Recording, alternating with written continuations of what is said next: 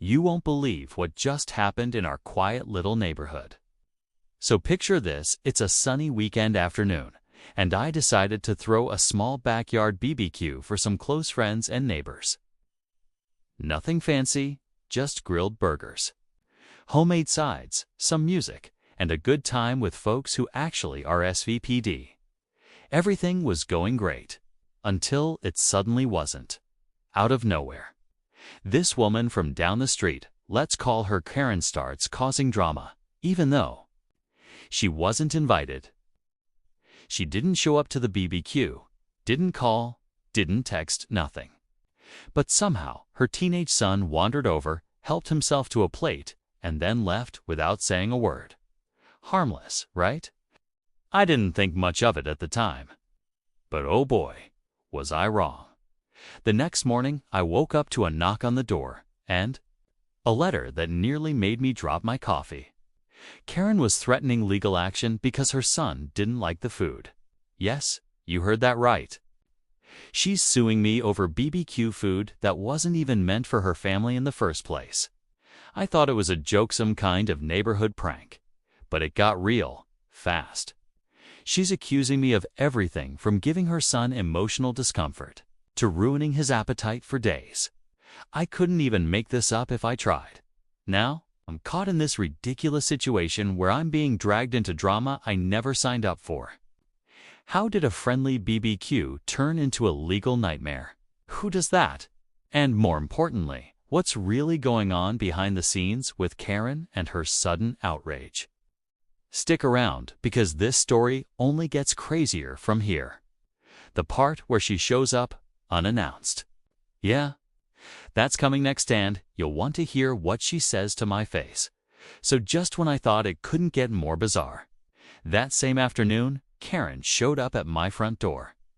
No warning, no message, just her standing there with that looked like I owed her something. She had this stack of papers in one hand, her phone in the other, like she was ready to film me if I said the wrong thing. I opened the door, and before I could even say hello, she launched into this long speech about accountability and how her son had a traumatizing experience because the burger he ate at my BBQ was undercooked and dry. Her words, not mine. Now keep in mind, her son is like 15 or 16, old enough to know what he's eating. He's definitely old enough to decide if he wants to eat something or not. But according to Karen, I deliberately served poor quality food and neglected to provide allergy warnings, which again makes no sense. It was just a neighborhood BBQ. Nobody else complained.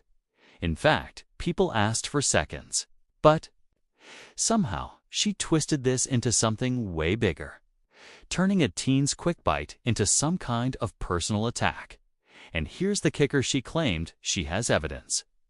She said her son took a picture of the plate and that the visual dryness of the patty was enough to prove neglect. I didn't know whether to laugh or slam the door. But I stayed calm, tried to reason with her, and asked why she didn't just talk to me like a normal neighbor instead of threatening a lawsuit. Her reply: because people like you need to be taught a lesson. That's when I realized this wasn't really about the food. Something else was going on. But what? And why was she targeting me of all people? What was she really trying to pull? I couldn't stop thinking about Karen's words. People like you need to be taught a lesson. It echoed in my head long after she stormed off my porch. I started wondering what that even meant. Was it personal? Was this about something other than her son not liking the food? Because seriously, who threatens a lawsuit over a free hamburger at an event they weren't even invited to? Later that evening, I talked to a few neighbors who were at the BBQ. They were just as confused. One of them, Rachel, pulled me aside and said, "You know, Karen's been weird ever since the HOA vote last month." That's when it clicked. A few weeks ago, I had voted against a rule Karen was pushing, something about banning outdoor gatherings without HOA approval. She didn't get enough support, and I guess that didn't sit well with her. Maybe this BBQ was her chance to twist the knife back, but that wasn't all. Another neighbor told me Karen had been bragging online in one of those private neighborhood Facebook groups, saying she was going to expose irresponsible residents. I hadn't seen it because she blocked me after that HOA meeting. I started piecing it together. Maybe this whole thing was less about burgers and more about control, image, and whatever power she thinks she holds. Meanwhile, her son, let's call him Josh, was going around telling kids at school that he almost got food poisoning. Total exaggeration, of course, but it spread fast. My niece came home asking if it was true, and that's when I realized this drama was leaking beyond the neighborhood. Karen wasn't just trying to embarrass me, she was building a narrative. And somehow, I was the villain in her story. But why? What's her end goal? What is she planning next, and how far is she really willing to go? Over the next few days, things escalated faster than I ever imagined. What started as a petty complaint about BBQ food turned into a full-blown neighborhood spectacle. Karen wasn't just talking, she was acting. She handed out printed flyers claiming my BBQ violated public health standards and accused me of reckless hosting practices. I wish I was joking. One of the flyers even had a photo of the burger her son supposedly ate, zoomed in, with red circles like it was evidence from a crime scene. Then came the official-looking envelope.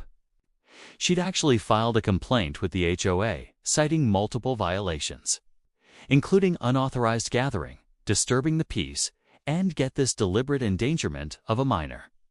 That's when I knew she was serious. And the scary part, some people started listening. A couple of neighbors who had always waved at me suddenly stopped talking. One even asked if I had a permit for the event. The BBQ. In my own backyard. I tried staying calm, but it was getting harder. Every time I thought it couldn't get worse, something new would happen. Karen's posts online got more aggressive, claiming she was pursuing further action. She mentioned contacting local media and even hinted at getting the health department involved. It wasn't just about ruining my name. It felt like she wanted to erase any shred of credibility I had in the community. And then, right when I thought it had peaked, I got a knock at the door late one evening. Not Karen this time, but someone, holding a clipboard and badge. That's when my stomach dropped. It looked official. My heart started racing. Was this real? Was Karen actually pulling strings behind the scenes? Or was there something bigger going on that I hadn't seen yet? Everything had led up to this moment, and I knew whatever happened next could change everything. The man at my door introduced himself as a representative from the local health department. At first, I honestly thought it was a prank, maybe one of Karen's friends messing around. He showed ID, explained he was following up on an anonymous complaint about unsafe food handling practices during a public event. My jaw nearly hit the floor. I tried to stay calm as I let him in, but my thoughts were racing. Someone had actually filed a real complaint, official paperwork, inspection visit. Everything. He walked through my kitchen, asked questions about how the food was stored, what was served, and whether any children reported symptoms afterward. I answered everything honestly. It was just a backyard BBQ, not a pop-up restaurant.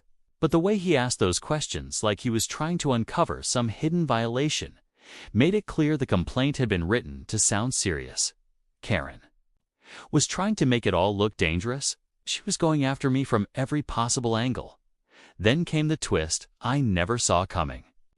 As he was wrapping up, the inspector asked one final question that threw me off completely. "Do you know anything about the GoFundMe your neighbor started?" I blinked, totally confused. He explained that Karen had launched a public fundraiser titled Justice for Josh, claiming her son was suffering ongoing trauma from the BBQ and needed therapy, medical testing, and legal representation. I couldn't believe it. She wasn't just trying to ruin my name, she was using this story to raise money publicly. And from what he said, people were already donating. The fundraiser made it sound like I had endangered a child and refused to take responsibility. That's when it hit me this wasn't just a petty feud anymore. Karen was turning this into a full-blown performance. And the more people believed her, the more damage she could do. I couldn't sleep that night. Between the health department visit, the false accusations, and now a GoFundMe filled with lies. It felt like my name was being dragged through the mud publicly for feeding a kid a burger he chose to eat. I decided enough was enough. The next morning, I gathered every bit of proof. I had photos from the BBQ, texts from neighbors who complimented the food, even a time-stamped video clip someone had taken of the food being served. Everything showed that it was just a normal backyard event, no health violations. No drama till Karen made it one. I also reached out to a friend of mine who works in media. With their help, I put together a simple but honest post, telling my side of the story. I didn't attack Karen. I just laid out the truth, what actually happened, what I'd been accused of, and how the situation spiraled. I even mentioned the fundraiser carefully, just asking people to be cautious about what they believe online without full context. Within hours, the post took off. People who had been quiet suddenly started commenting in support. Other neighbors came forward with their own stories about Karen starting drama or exaggerating situations in the past. Even someone from her inner circle anonymously sent me screenshots from a group chat where Karen admitted her son wasn't even sick. She just saw an opportunity to teach me a lesson and maybe get some donations, just when it felt like everything was finally turning around. The final twist landed. An update on the fundraiser page appeared. Karen had quietly taken down the campaign, but not before withdrawing the money. A few hours later, someone tipped off the platform about the false claims. And just like that, she was under investigation for fraud. The story had flipped completely. But even with the truth on my side, one thing still lingered. Why did Karen go this far in the first place? In the weeks that followed, things slowly returned to normal. The health department officially closed the case with no violations found. The HOA dismissed Karen's complaints, especially after several neighbors stepped up to defend me. And as for the fundraiser, the platform refunded most of the donations. After their investigation confirmed the claims were misleading, Karen, well, she went quiet for a while. No more flyers, no surprise visits, no late-night drama. She even stopped showing up to community meetings. Later, through a neighbor, I learned the root of it all. Karen had been struggling to keep up appearances. Her perfect image in the neighborhood had been slipping ever since that failed HOA vote. She felt like she was losing influence, and I guess in her mind, my simple BBQ was a symbol of everything she couldn't control. Instead of dealing with it directly, she created a problem that wasn't there and ran with it. It's sad, honestly. What started as a petty power play turned into a spiral that almost ruined reputations for nothing. But in the end, I learned a lot. Not just about how quickly false stories can spread, but how important it is to stay calm, document everything, and let the truth speak louder than drama. And I learned that a supportive community really matters. Without those neighbors stepping up, this could have ended very differently. So yeah, all of this over a burger. A simple backyard BBQ turned legal threat, viral gossip, and a crash course in dealing with neighborhood chaos. But if there's one thing I took away from it all, it's that when someone's determined to stir the pot, you don't have to throw your own spoon in. Sometimes you just keep flipping burgers and let the heat pass.